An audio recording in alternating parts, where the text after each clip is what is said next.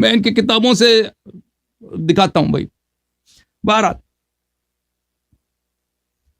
اسما کہتی ہیں لما توجہ رسول اللہ صلی اللہ علیہ وآلہ وسلم، جب رسول پاک صلی اللہ علیہ وسلم مکہ سے مدینہ گئے، ابو بکر بھی ان کے ساتھ گیا.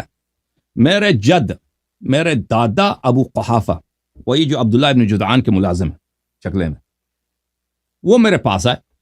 وقد ذهب بصره، وہ نابینا بھی تھے.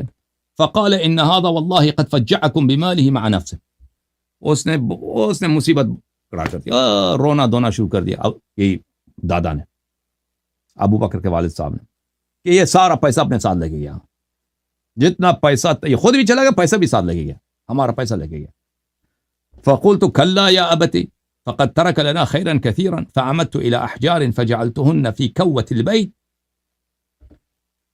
میں نے کہا نہیں دادا جی پیسے نہیں لے، پیسے بھی چھوڑ کے گئے.